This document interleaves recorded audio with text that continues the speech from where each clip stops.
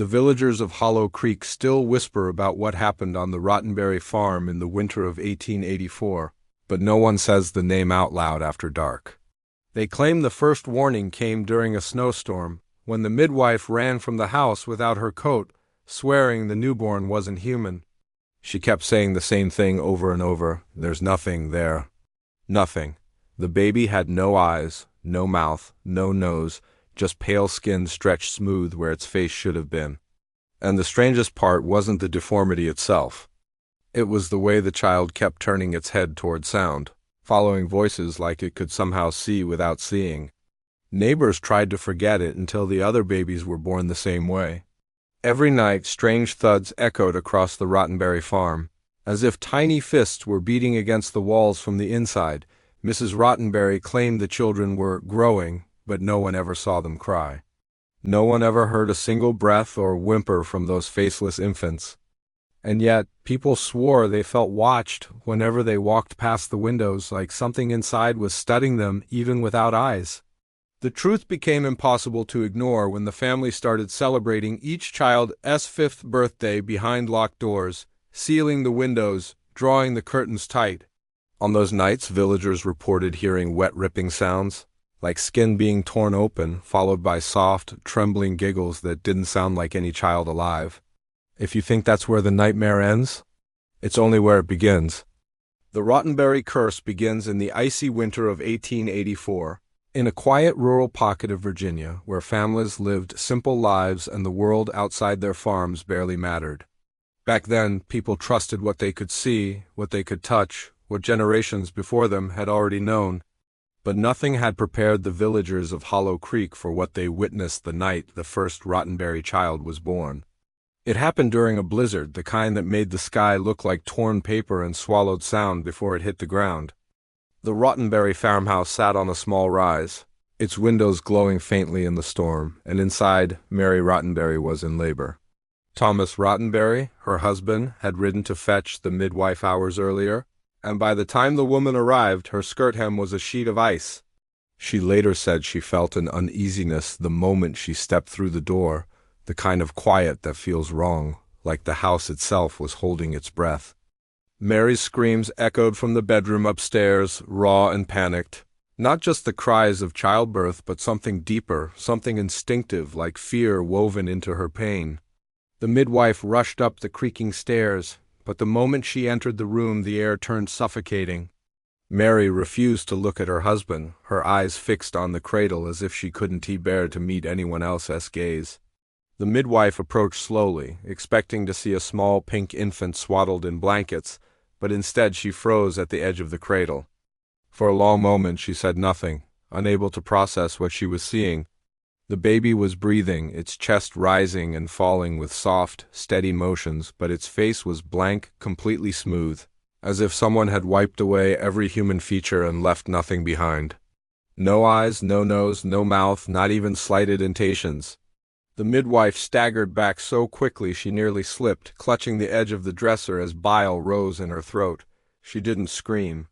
She couldn't. The room seemed suspended in a terrible silence.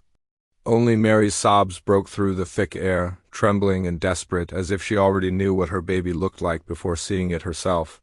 Thomas stepped forward, insisting it had to be a mistake, some strange swelling or birth condition, something that would pass. He touched the child's cheek with a shaking finger, expecting softness, but the skin felt unnaturally smooth and cold, like porcelain left out in winter. Yet the baby tilted its head toward him, reacting to the faint rustle of his sleeve. That was the moment the midwife turned and fled, ignoring the storm outside, her coat still hanging on a hook near the door. She barreled into the snow barefoot, screaming that the child wasn't human, that something unnatural had been brought into the world. Her footprints disappeared under the storm within minutes, but her words spread faster than the wind could cover them. By morning, the villagers were whispering. At first, they blamed the midwife's exhaustion or the blizzard for confusing her mind. But then other rumors slipped into their conversation, stories of strange lights seen over the Rottenbury farm at night, of Mary wandering the woods weeks earlier with her lantern lowered and her face pale with dread, of Thomas digging alone behind the barn under the full moon and refusing to say why. The family insisted everything was normal, that the baby was healthy, that the midwife had panicked over nothing. But no one missed the way Mary avoided bringing the child outside, or how Thomas nailed shut the shutters on the nursery window the next day. Villagers became afraid to go near the house, especially after dark. They spoke of hearing soft tapping sounds from inside when they passed by the road, like small knuckles rapping against the glass even though the shutters were closed tight. And then came the sighting that sealed the villagers' fear. Old Mr. Larkin, who lived closest to the farm, said he saw a shadow in the upstairs window late at night, a small figure standing perfectly still, facing outward, though there were no eyes to see with. The snowlight illuminated its smooth head just enough for him to understand that it was the baby, standing on its own feet far too early and watching him without watching him. But fear alone never stays contained in a place like Hollow Creek. It spreads, festers, twists, and soon the Rottenburys found themselves at the center of a quiet but growing storm. People kept asking why Mary had been so pale in the weeks before the birth, why Thomas had stopped going to church, why the couple had withdrawn from the community so suddenly. There were whispers about an old family rumor, a tale of a distant Rottenbury ancestor who had made some kind of pact generations earlier, though no one could agree on the details. The truth was buried under fear, suspicion, and the weight of a newborn whose empty face haunted anyone brave enough to imagine it. Every year after that first cursed birth, Hollow Creek watched the Rottenbury family with a growing mixture of dread and fascination, because what they initially believed to be a one-time deformity soon revealed itself as a repeating pattern. Every child born to Thomas and Mary arrived faceless, and yet each one, without exception, began changing as they approached their 5th birthday. At first the villagers doubted the rumors, chalking them up to gossip meant to make a frightening event sound even more unnatural, but those doubts didn't last long. Quietly, secretly, the Rottenburys kept their children inside the house for years, never allowing them to play outdoors or be seen by anyone. The windows remained shut no matter how hot the Virginia summer became, and neighbors often complained about hearing muffled thuds from inside the nursery, like small bodies bumping into furniture in total darkness. What unsettled everyone most was that the children never cried. Not once, no whimpers, no coos, no screams. A house with multiple infants should have been full of life and sound, yet the Rottenbury farmhouse remained disturbingly silent. People convinced themselves that the children couldn't cry because they had no mouths, but deep down they sensed something else. Silence was never natural for children. It was almost as if the babies were listening instead of expressing, absorbing the world around them in ways no one understood. The few who claimed to have passed near the house late at night swore they heard soft rustling, noises coming from the nursery as if little hands were brushing against the walls, tracing them like blind creatures navigating by touch alone. But the true horror didn't begin until those children reached the age of 4.5. That was when the Rottenburys would begin preparing for what they called the turning. Mary would close the curtains and cover all mirrors in the house. Thomas would bring home extra firewood even in the warm months, insisting the house needed heat. Villagers noticed these strange rituals and pretended not to, but curiosity pricked at them like needles. What was changing in that house? Why did the family isolate themselves even more when the children approached 5 years old? It took years for anyone to connect the whispers, the strange noises, the panicked expressions Mary wore every time someone mentioned birthdays. Then, one evening, a cry finally broke the silence, a sound so unnatural that it didn't even resemble a child. Mrs. Whitlock, their closest neighbor, reported hearing a wet, tearing noise, followed by a shrill, trembling laugh that seemed to warp between pitches, like more than one voice overlapping. It came from the Rottenbury home on the night their eldest child turned 5. That sound traveled through the cold air and lodged itself into the village's memory so deeply that even decades later, old folks still shuddered when recalling it. The next day, Thomas arrived in town with the newly changed child. He didn't bring the child to show anyone on purpose, he just needed supplies. But as he carried the boy past the general store, a few villagers saw what had become of him. His features had formed eyes, a nose, a mouth, but not in the way nature intended. One eye was larger than the other, permanently wide as if locked in terror. The mouth curved upward on one side, a half-smile that made the boy appear both frightened and delighted at the same time. His nose was too small, almost pinched, like it had been molded from soft clay. The villagers gasped and crossed themselves, and Thomas quickly pulled the boy close, rushing home without a word. That image spread like fire through Hollow Creek. Soon, everyone believed that the Rottenbury children didn't just grow faces at age 5, they grew new faces. Twisted ones, as though something inside them shaped those features according to its own logic. Each child emerged with unique distortions. One girl had eyes too far apart, giving her a constant sideways stare.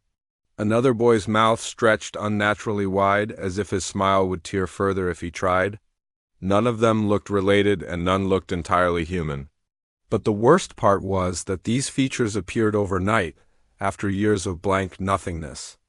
Villagers began listening closely on nights when a Rottenbury child approached their 5th birthday, and they all reported the same sounds across multiple years. That moist ripping followed by faint whispers or giggles, never happy or playful but hollow and chilling, like a mimicry of how children were supposed to sound. Though the Rottenburys insisted their children were healthy, their behavior grew stranger. The children rarely blinked. They stared too long at people, as though trying to memorize faces they didn't naturally understand. Some said they often saw the children standing perfectly still by the windows at dawn, gazing out with their crooked features, learning the world inch by inch. Others claimed the children's expressions didn't always match the moment, smiling during sad stories, frowning during jokes, as if their faces didn't know how to communicate emotion properly. These transformations, rather than reassuring the villagers, deepened their suspicions. Something was shaping those faces, something unseen, something patient. And whatever began in that house didn't feel like the natural growth of a child, but a ritual the family had no choice but to endure, year after horrifying year. The first whispers about the forbidden nursery room began with small, easily dismissed observations, sounds drifting into the cold Virginia nights, shadows moving behind shuttered windows, faint scraping noises that, at first, villagers blamed on tree branches brushing the siding. But Hollow Creek was a place where silence carried too far, where the slightest disturbance could stir curiosity like dust in a beam of light. And soon people realized the odd noises coming from the Rottenbury house weren't natural. They never followed the rhythm of wind or weather. They came in sharp, irregular bursts, like something trapped inside was trying to find its way out. The room itself was always locked. Whenever anyone visited the Rottenbury home during daylight hours, Thomas made sure the nursery door remained shut, his body positioned in front of it as if shielding a secret. Even close family members weren't allowed inside. Over time, the villagers began calling it the Forbidden Room, a name spoken in low tones that children repeated as dares when playing outside, unaware of the truth behind the stories. One cold evening just after sunset, the village's only neighbor close enough to hear sounds clearly, Mrs. Whitlock was bringing laundry inside when she heard it, a soft scraping, faint but persistent. It came from the Rottenbury nursery window, even though she knew Thomas had nailed the shutters shut years ago. The sound was rhythmic at first, like fingernails dragging across wood, slow and deliberate. Then it quickened, becoming a frantic scratching, like tiny hands clawing at the inside of the glass. She froze in the yard, the laundry basket slipping slightly from her grasp, as the sound grew sharper, more desperate, more alive. For a moment she thought she heard a muffled hum beneath the scratching, something too soft to be a cry, but too steady to be random noise. It almost sounded like breathing, slow and shallow, as if whatever was inside the nursery was standing right against the window, separated from her by only the thin width of a board. When she finally gathered the courage to step closer to her property line, the sound abruptly stopped. Not faded, stopped, like someone or something had realized it was being listened to. She stood completely still, afraid to move or make noise, waiting for another sign of life from within that room. Instead, she saw the faint outline of a shadow through the slats of the shutter. A small shape, unmoving, positioned at exactly the height a child would stand. She held her breath as long as she could, but when she finally exhaled, the shadow slowly withdrew, as if walking backward into the darkness of the room. She didn't sleep that night, and in the morning she walked into town to tell the others what she'd heard. The villagers were divided between disbelief and dread. Some insisted the children, faceless as they were, couldn't be making such sounds. Others argued that the absence of faces didn't mean the absence of intention. The Rottenbury children didn't cry, didn't laugh, didn't coo, so no one knew what noises they might be capable of in their own strange, silent world. Curiosity grows faster than fear in small towns, and soon people began finding excuses to walk past the Rottenbury house more frequently. They pretended to check on fence posts, gather firewood, or hunt for small game, but their eyes always lingered on the nursery window. Sometimes they heard nothing at all. Other times there were tiny thuds, like weight shifting across a wooden floor, or faint dragging sounds that made their stomachs tighten. But the most unsettling incident occurred when a wandering peddler, who had no knowledge of the local rumors, paid the Rottenburys a visit one afternoon. He knocked on the door twice before hearing the strangest noise, a soft tapping from upstairs, a perfect mimic of his knock. 3 taps, a pause. Then 3 more. The echoes were light but precise, almost deliberate. He smiled at first, thinking one of the children was playing a trick. But then he remembered talk from earlier that morning about the Rottenbury offspring being different, though no one had clarified what that meant. When Thomas finally answered the door, he looked shaken, his shirt collar askew as if he'd rushed down in a panic. He claimed the house had pipes that made odd sounds, but the peddler had traveled enough to know the difference between pipes and knuckles. As the weeks passed, even the villagers who tried to avoid gossip found themselves drawn into the growing unease. The forbidden nursery room became a symbol of something unnatural, a place where noises didn't match the behavior of normal children. It was almost as if the infants or whatever lived in that room were trying to communicate without the ability to speak, tapping, scratching, mimicking, and waiting for someone brave or foolish enough to answer back. Some villagers swore the sounds were messages, signals, or attempts to escape. Others believed the scratching came not from the children, but from the walls themselves, as if the house was trying to hold something in. And every time night fell, Hollow Creek wondered what was really happening behind the locked door that Thomas guarded like a man protecting not his children, but the world outside from whatever lived inside. The traveling physician arrived in Hollow Creek during a gray, rain-soaked afternoon, the kind of day when the roads turned to mud and the air felt heavy enough to crush a man's thoughts. His name was Dr. Elias Marrow, a quiet figure with a thin frame, round spectacles, and a medical bag worn so ragged it looked older than he was. He had been making rounds from town to town, offering checkups and treatments wherever he went, but nothing in his years of practice had prepared him for what awaited him at the Rottenbury house. The villagers had long hoped a doctor might prove once and for all whether the stories about the faceless children were truth or rumor. When they learned Dr. Marrow intended to visit the family, they whispered encouragements but offered no details, leaving him to face the unknown with only the vague sense that something was deeply wrong. Thomas Rottenbury had not requested medical help. In fact, he seemed disturbed when the doctor appeared at his doorstep, but politeness mixed with a hint of desperation forced him to allow entry. The doctor followed Thomas through the dim hallway where shadows clung to the walls like mold. The air felt stale, as if the house had been sealed too long from fresh wind. When they reached the nursery, Thomas hesitated before unlocking the door, his hand trembling just slightly, a detail Dr. Marrow did not miss. The room inside was colder than the hallway, even though the window shutters were closed tight. The air carried a faint metallic scent, something like damp iron or old blood, though the doctor could not pinpoint its source. 3 children sat on the floor, perfectly still, their heads tilting slightly as the doctor entered. They had no faces, only smooth skin stretched over the front of their skulls, pale and blank like unfinished masks. Dr. Marrow felt his heartbeat stutter, but he approached with practiced professionalism, kneeling to observe them more closely. He whispered gently as he would to a frightened child, testing whether they responded to sound. All 3 turned their heads toward him at the exact same moment and at the exact same angle, synchronized in a way that made the hairs on his neck rise. They leaned closer, as if listening to something deeper beneath his voice, something inside him rather than the words he spoke. He examined their heads, limbs, and posture, taking cautious notes in a small leather notebook. The lack of facial features was disturbing, but what troubled him more was the children's behavior. They did not fidget, they did not shift weight. They simply observed him without eyes to observe with. When he gently tapped the floor next to the smallest child, it reacted instantly by adjusting its head toward the sound, cocking it in a way that resembled curiosity. But without a face, its intentions were impossible to read. Dr. Merrow reached for the child's chin, intending to examine the skin more closely. The moment his fingers brushed its face, a faint vibration pulsed through the child's body like a subtle tremor.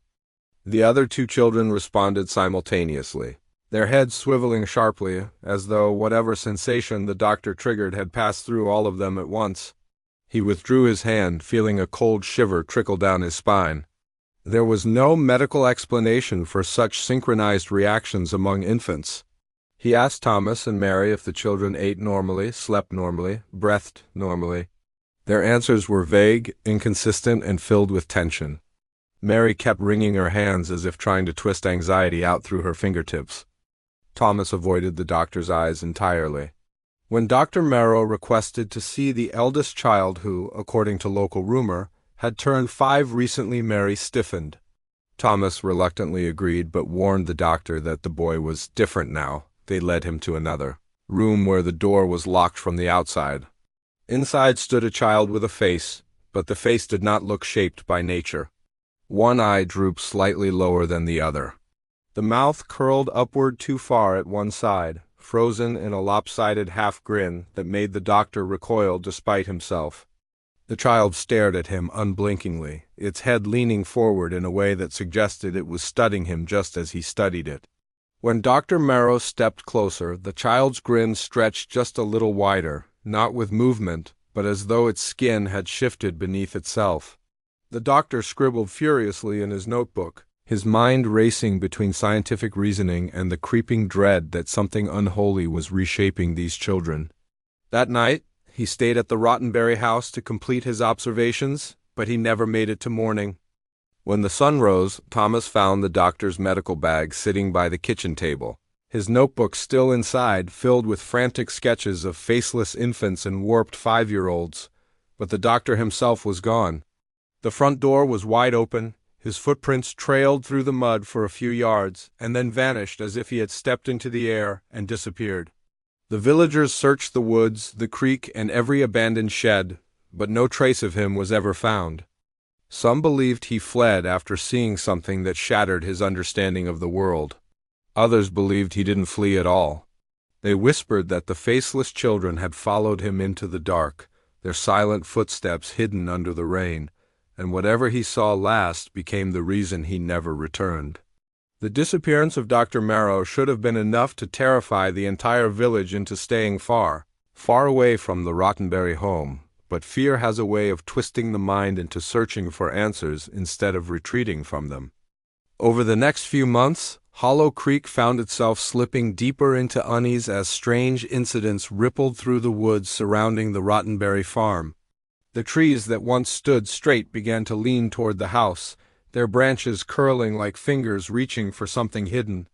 Hunters returning from the forest spoke of hearing soft, rhythmic tapping coming from deep between the pines, always in sets of 3s, like a coded message whispered through wood and bark. One hunter swore he saw small, pale shapes moving between the trees at dusk, shapes no taller than children, but walking without sound, without hesitation, as if the darkness itself was guiding them. He left the forest immediately, refusing to hunt near that area again. Then there were the footprints. Mrs. Whitlock found the first set near the edge of her property early one morning. Tiny prints, bare and oddly symmetrical, like they were made by feet that had never learned to spread or curl in the dirt. They led in a perfectly straight line from the direction of the Rottenbury house and stopped abruptly just a few steps from her porch. Not turned around, not continuing past, just stopped, as if whoever made them had vanished into thin air. But what unsettled her most was the way the prints faced her front door, aligned with unnatural precision, as though whoever or whatever stood there had been watching her home for a long time before disappearing. She scrubbed them away before the sun fully rose, but she couldn't erase the image from her mind. Soon other villagers found footprints near their homes too. Some small, some slightly larger, all eerily perfect in their shape and spacing. They never trailed off naturally or overlapped the way normal tracks did. Instead, they appeared in short, purposeful lines that always seemed to aim directly at a house before stopping at an invisible point of decision. People started locking their doors earlier, double-checking windows, and keeping lanterns lit through the night, but the light didn't stop the tapping.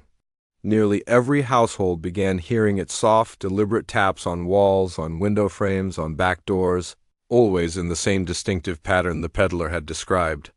Sometimes the tapping came once a week, sometimes multiple times a night. No one ever dared open the door to check. By now, Hollow Creek whispered about curses more openly. They spoke of old sins buried in the Rottenbury bloodline, of dark pacts made generations earlier, and of something inhuman passed from parent to child like an inheritance. The land near the Rottenbury home seemed to grow colder as the children aged. Even animals avoided the area. Horses refused to walk past the farm, chickens scattered when taken too close, and dogs, usually brave and territorial, whimpered and hid behind their owners whenever the wind carried a faint, familiar tapping sound. One night, a group of young men, emboldened by fear and stubborn pride, decided to investigate the woods behind the Rottenbury property. They took lanterns and rifles, insisting they were only trying to find answers, but everyone in the village knew they were inviting something they didn't understand. The men entered the trees just before midnight, their lanterns flickering weakly in the cold wind. At first the forest seemed ordinary, quiet except for the distant cry of an owl. But the deeper they walked, the more unnatural the silence became. Even the insects refused to chirp. The air felt thick, pressing tightly around them, making every breath feel like it needed to be fought for. Then the tapping began. Soft at first, like raindrops, but the sky above them was clear. The men froze, gripping their rifles as the taps grew louder. They came from multiple directions, behind them, ahead of them, above them. One of the men raised his lantern toward a nearby tree, and that was when they saw it. 3 tiny fingerprints pressed into the bark, perfectly formed and unnaturally deep, as if something small had clung there moments before. More prints began appearing on nearby trunks, forming a silent trail that led deeper into the woods. The men backed away instantly, their bravado collapsing as dread swallowed them. They fled without firing a single shot, tripping over roots and branches until the forest released them back into the village outskirts. After that night, no one went into those woods again. They began to believe the faceless Rottenbury children didn't just exist inside the house. They roamed freely when darkness settled, moving with purpose, guided by instincts no human child possessed. Every strange noise, every misplaced footprint, every lantern flickering at the wrong moment became a reminder that the children were watching Hollow Creek, learning it, mapping it, perhaps waiting for something. And though the villagers couldn't bring themselves to speak it aloud, many feared the same chilling possibility that whatever lived behind those blank faces was beginning to outgrow the house that once confined them, and the woods were only their first step toward something far more terrifying. The disappearance of Dr. Marrow and the strange movements in the woods might have shaken Hollow Creek, but nothing unsettled the villagers more than the changing behavior of the Rottenbury children as they neared their 5th birthdays. For years, the faceless infants made no sounds beyond the occasional soft tapping or rhythmic rustling from behind their locked nursery door. They moved slowly, cautiously, as though the world was something they were still learning to sense through skin rather than sight or expression. But as each child approached the age when their face would begin to form, something shifted inside them, something instinctive, unnerving, and impossible to explain with any kind of natural reasoning. The children began displaying behaviors that no one could justify, subtle at first, then escalating into movements that hinted at an intelligence far older than their years. It started with the way they turned their heads.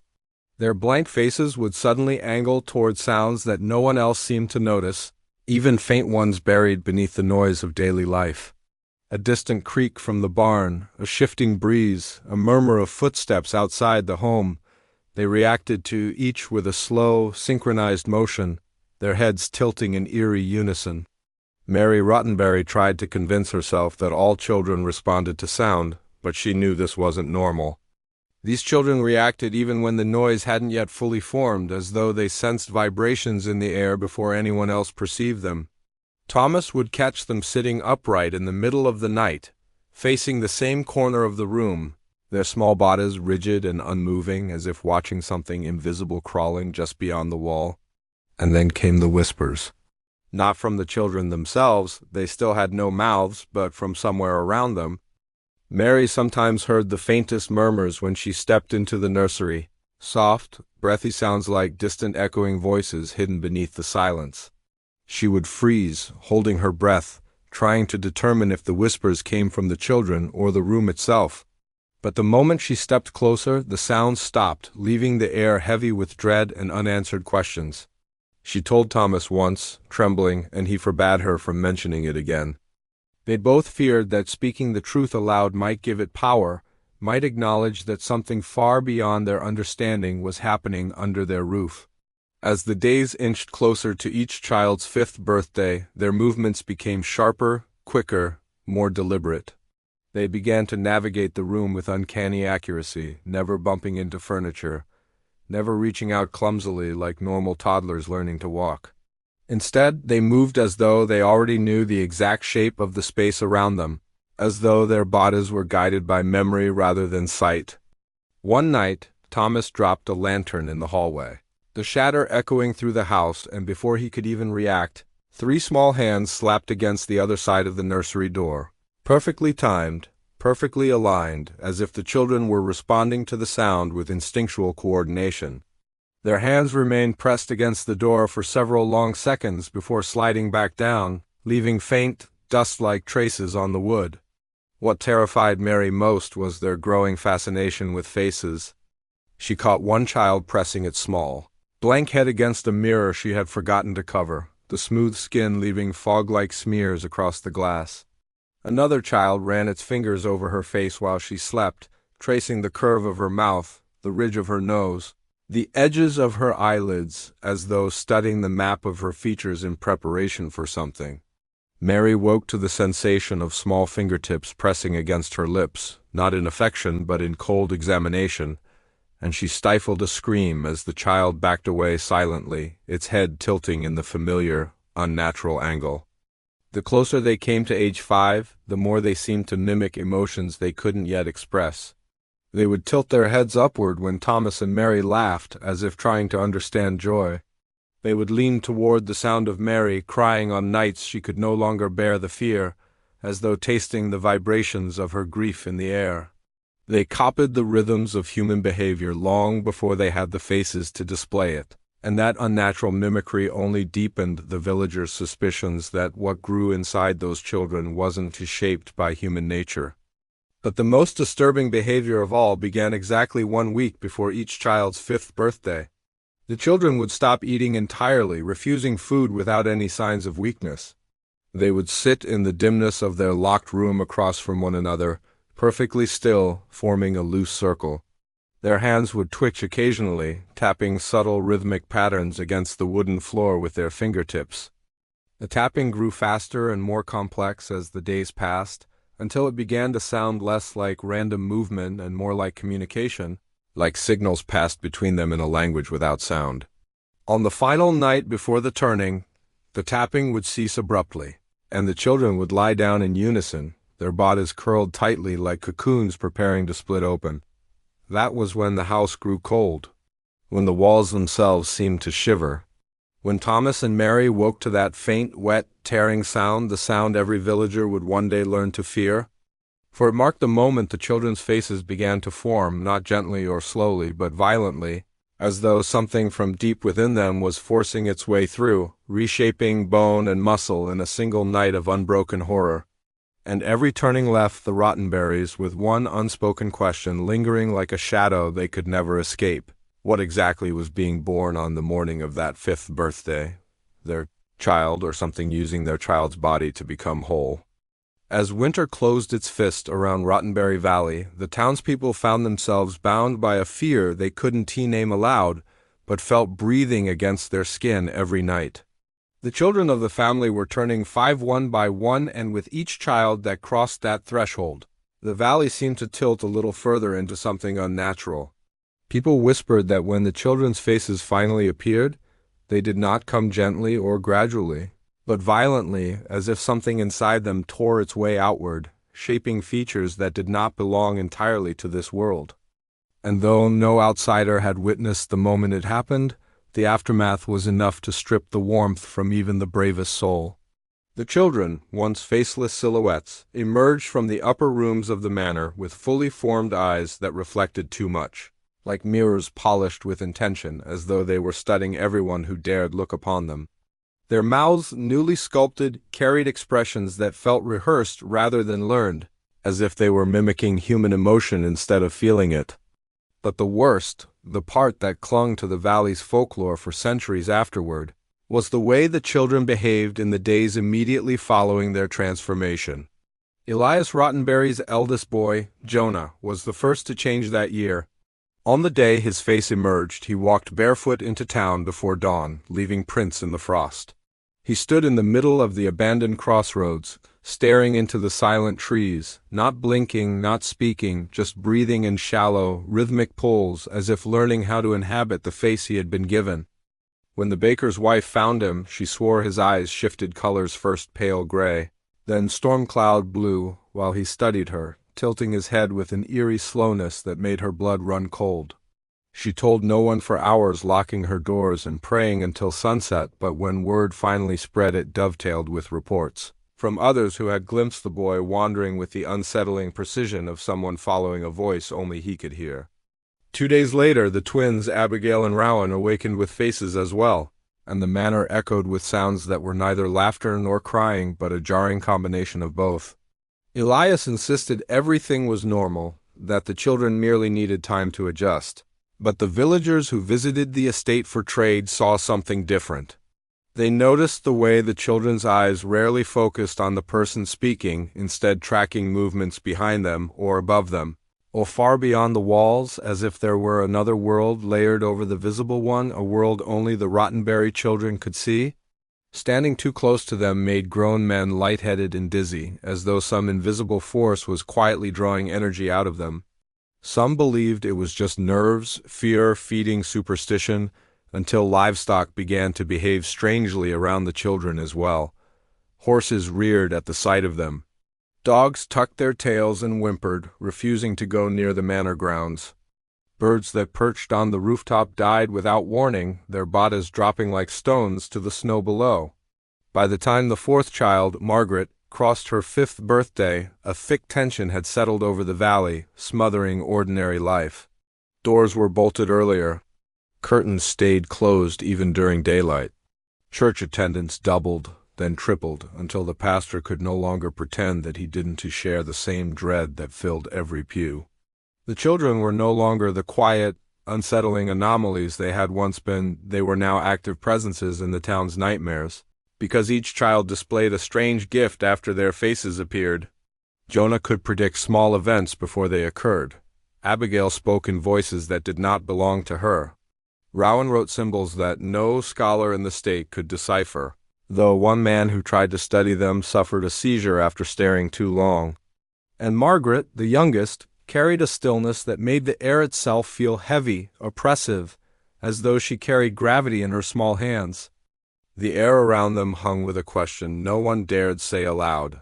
What exactly had these children become, and what force had reached through their faceless beginnings to shape them into something that only resembled human? As the final days of winter bled into a slow and hesitant spring, the townspeople of Rottenbury Valley realized the truth they had been avoiding, a truth that settled over them like a cold hand pressed against the back of their necks. The Rottenbury children were no longer simply a mystery, they were a growing force, and whatever had shaped them since birth was beginning to stir more openly.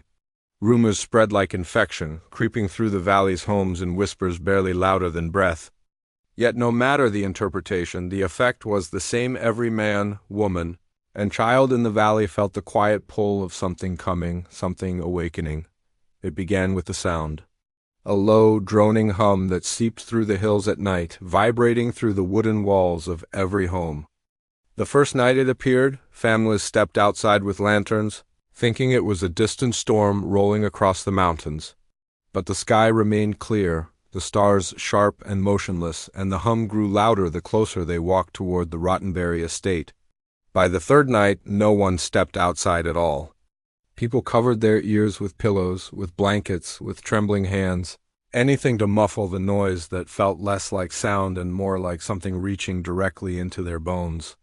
Some villagers claimed the children stood outside the manor during the humming, staring at the valley with their two knowing eyes, though no one dared to verify this in person. Then came the lights. Soft at first, faint pulses that flickered across the woods surrounding the manor, rising and falling like steady breaths. They were impossible, floating, shifting, sliding between trees without casting shadows. All attempts to rationalize them crumbled when the lights began gathering near the edge of town, lingering outside windows, pulsating in delicate hypnotic rhythms. The children themselves changed yet again. They no longer wandered silently or observed people with that unnerving stillness. Instead, they moved with purpose, communicating with one another in ways no one could decipher, gestures too subtle to follow, glances that carried entire conversations. Shadows stretched in ways that defied the moon's position. Even the wind seemed to carry whispers, faint and fragmented, as if repeating secrets it had eavesdropped on. Some families attempted to flee despite the treacherous roads, but none made it farther than the ridge. It became clear that the valley itself was no longer merely a place, it was something possessed, claimed, and shifting under the influence of whatever had awakened. And then, without warning, the children spoke. All 7 of them, at the same moment, in the same voice, heard across the entire valley. A single sentence, delivered with a calmness that chilled the marrow of everyone who heard it. It has begun. The words echoed through every home, vibrating lanterns, rattling glass, causing the river to tremble. The valley fell into absolute silence afterward, the type that presses against the chest and waits, as though holding its breath alongside the people trapped within it. The townsfolk understood then that whatever curse, force, or ancient presence had shaped the Rottenbury lineage was no longer confined to their manor or their blood. It was spreading outward slowly, deliberately, and the valley had become the first place to feel the weight of its reach. And if anyone wished to understand what happened next, they needed only to like, comment, and subscribe.